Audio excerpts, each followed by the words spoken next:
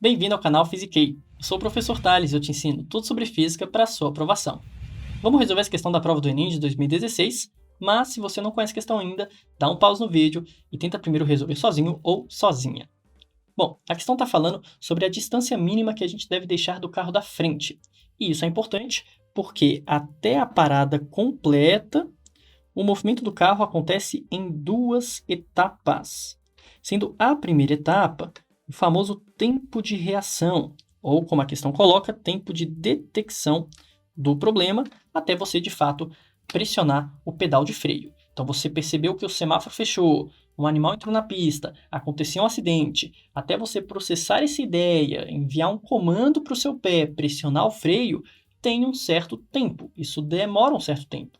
Por mais curto que seja, é relevante e o carro já percorreu uma distância nesse processo. E aí, a segunda etapa seria, de fato, enquanto você está pressionando os freios. E o carro, então, está, de fato, desacelerando com uma desaceleração constante até atingir a velocidade final igual a zero. Bom, o enunciado quer que você veja qual o melhor gráfico que representa a velocidade do automóvel em relação à distância percorrida. E é aqui que está o The Jump of the Cat. Toma cuidado. O gráfico é de velocidade por distância e não é um gráfico de velocidade por tempo. Já vou te explicar o motivo. Primeiro, dando uma olhadinha melhor no que está acontecendo, fazendo aqui um esboço mais visual, eu tenho a velocidade inicial do meu carrinho. Ele estava já com uma certa velocidade.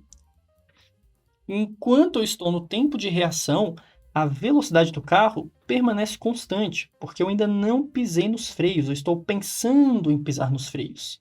Então ele manteve a mesma velocidade entre essas duas etapas, entre esses dois momentos.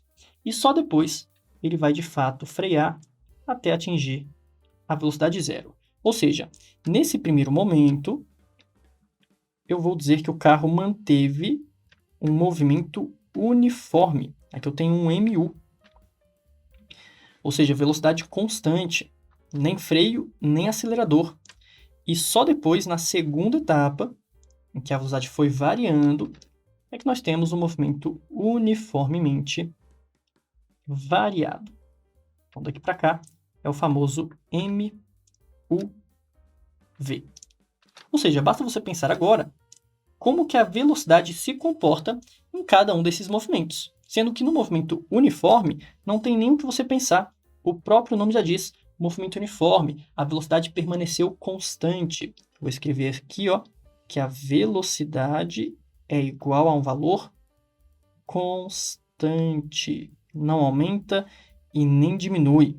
E isso, por si só, já elimina a maioria das alternativas. Se ele não pode mudar a velocidade nos primeiros instantes, então já vamos voltar aqui, e eliminar, por exemplo, a letra A, em que ele já vai direto com a velocidade reduzindo. Isso não acontece. Já elimina também a letra C, em que ele começa mais suave, só que já começa reduzindo, isso que importa. Se ele já começa indo para baixo, isso também não pode ser o gabarito. E por fim, a letra E, que é a pior de todas. Não faz o menor sentido a letra E. A velocidade começa no zero e vai aumentando para depois diminuir? Claro que não. Tem que permanecer constante e só depois diminuir. Fica a dúvida entre a letra B e D. Tanto na B quanto na D, ele mantém a velocidade constante até um certo momento, até uma certa distância, e depois é que a velocidade vai diminuindo até o zero. A dúvida que fica então é, como que essa velocidade diminui? Ela diminui nesse formato de reta? Ela vai diretão numa reta até chegar no zero? Ou ela vai de uma forma mais suave, num formato que não é exatamente uma reta? Basta a gente pensar no estudo do movimento uniformemente variado. Como que a velocidade se comporta quando temos uma aceleração constante, ou nesse caso, uma desaceleração constante. Voltando aqui para o movimento variado, se você pensar na equação horária da velocidade, nós temos que velocidade final é igual a inicial mais a aceleração vezes tempo.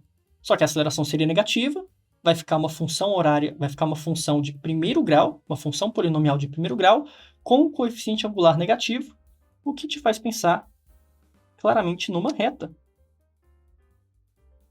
Então, é uma reta pensando no v igual a v0 mais at.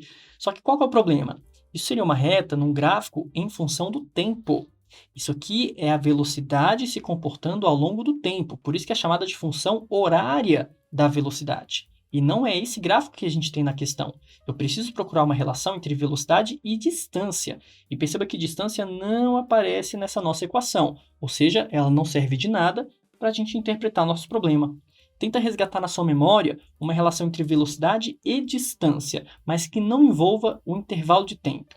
Nesse caso, o ideal é a gente pensar na equação de Torricelli, velocidade final ao quadrado, v0 ao quadrado, mais 2 vezes a aceleração, vezes a distância. Tirando uma raiz dos dois lados, a gente tem que a velocidade é igual a raiz quadrada de v0 ao quadrado, mais 2 vezes a aceleração vezes distância, e tudo isso dentro da raiz. Bom, eu não preciso me preocupar muito em como seria o formato desse gráfico. A aceleração é negativa, o que vai dar uma coisa decrescente, óbvio, né? Com certeza tem que ser decrescente, mas eu não tenho que ficar tão preocupado, como é que seria o formato do gráfico em que tem raiz quadrada de v0 ao quadrado? Não, é só você perceber que isso não é uma reta. Vou colocar do lado, isso não é uma reta. Com certeza não é reta, porque isso com certeza não é uma função polinomial de primeiro grau, só pelo fato de estar dentro de uma raiz quadrada. E por não ser uma reta, a melhor alternativa que nos sobra é a letra D. O que faria mais sentido é a letra D, em que ele mantém a velocidade constante até um certo tempo. Então, aqui seria a parte do MU, movimento uniforme, e só depois ele decresce numa curva meio estranha, que seria um movimento uniformemente variado. E aí, fez sentido para você? Gostou dessa resolução? Então deixa o like, comenta sua dúvida se tiver, compartilha esse vídeo. Se quiser mais dicas como essa, me siga lá no Instagram, nas redes sociais.